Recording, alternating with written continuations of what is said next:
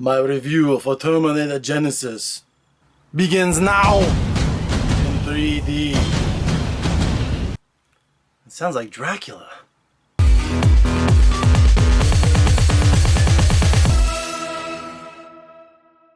So finally, we have another Terminator film, and for me, 1984 was the summer of movies. We had Indiana Jones and the Temple of Doom, we had Ghostbusters, and we also had Terminator from James Cameron. And if you recall, the original Terminator was a real gritty sci-fi film. I mean, it wasn't like it is today where you've got all these incredible special effects and levity and it was a really hard-hitting sci-fi film. I remember Arnie went into the police station and he killed all those cops. I mean, it's just like, you can't do that today.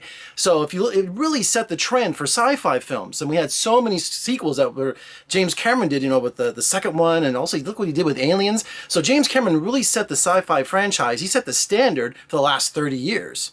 All right, so hold on to your seats. I'm trying not to do any spoilers here, but the movie is so complicated, I don't know if I would accidentally reveal anything that made any sense to you. So the movie opens up with, in the future, we have Skynet attacking all the humans, and I never understood that because these machines are so sophisticated and so deadly, how could mankind ever survive? That never made any sense to me. Hold on, folks. You have to send him back to 1984, where he meets Sarah Connor, then they go to 1997, and then they go to 2017. Remember Star Trek, how it just got boggled down in the 80s and the 90s with all this time travel stuff? Well, that's what's happening to Terminator. I don't understand why Hollywood has to go back and rehash something that worked 30 years ago. Why do we have to time travel? Why do we have to protect Sarah Connor? Why do we have to go back and destroy Skynet before Skynet is Skynet? So yes, Terminator Genisys is so familiar. The first 30 minutes, I'm like, wait a minute, don't do this to me. We have another T-1000. He's in an LAPD outfit, and then everything just started to say, wait a minute, this is like, are they serious? They're really doing what they did in the last 3 or 4 films? And then, don't worry, then they get to the last act of the film where, of course, it's the most exciting part of the movie. I was really bored the first half of the movie because everything was so familiar. I thought to myself, I was one of those fans that loved Salvation, at least because it didn't rely on something that James Cameron did, 2 or 3 times. Why do they do this? Why does Hollywood do this? Why don't we have the next generation of film fans have their own Terminator? Everyone knows what the Terminator is. Arnold Schwarzenegger is a legendary Terminator, so, give us something different than time travel, Sarah Connor. Oh my gosh, it was just monotonous at times. All right, it sounds like I'm really bashing Terminator Genisys, and I'm just on the fence. I'm really mixed on this movie, and the main reason to go see this movie, and the best time, is because of Arnold Schwarzenegger. Huge fan, made Terminator, he's a legend, and he's funny in this movie. They explain why he ages. He absolutely commands every scene he's in, and he gives levity again, but sometimes he says the classic lines, which I didn't think was necessary. But overall, Arnold Schwarzenegger just had this commanding performance as the Terminator. They use him in more than one different incarnation. He's a good old-fashioned T-800, and is it T-800? T-1000? No, he was a T-800. Yeah, that's right. But what really bogs down Terminator Genisys is the relationship between Kyle Reese and Sarah Connor. Over and over and over, they have these two intimate scenes where they just talk about where they've been, where they're going. It's almost like this really forced love story that slows down the movie. And there's like 3 or 4 scenes where they're loading up weapons and they're talking, and it's just this banter that goes back and forth gets really ridiculous.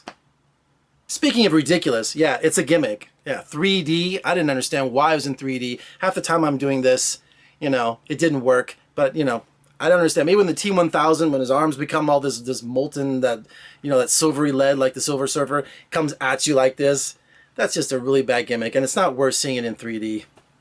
Here's what a class act Arnold Schwarzenegger is. Have you seen the video that's gone viral of him as Madame Tussauds? He's the wax figures in Hollywood. He's the Terminator, and he's standing there, and people come up to take pictures, and he's like, hey, can I take the picture for you? How you doing? And people freak out. He did it all for charity. And if you donated to the charity, you had an entry into going to the world premiere with Arnold, hanging out with him, having dinner with him, just a night with Arnold. And if you watch the video, the highlight of it is when he's on Hollywood Boulevard in front of Grauman's Chinese Theater. Yeah, it's a different name, but I'm calling it Grauman's Chinese Theater, where the handprints are.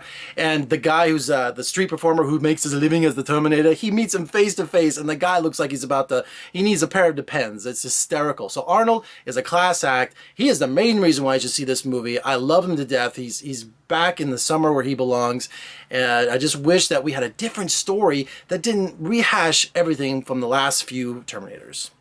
I'm telling you, seeing the original Terminator in 1984 was one of the highlights of my cinema-going career. I had incredible memories of seeing Terminator. It was this low-budget film from James Cameron that nobody thought, it just hit that summer and just spawned all these incredible sequels. One of the highlights of my career is going down to Los Angeles back in 2003 for the Terminator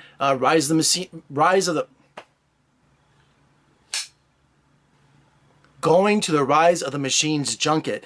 It was just an incredible experience because they had all the props outside. It was downtown LA, so you know downtown LA is very kind of industrial.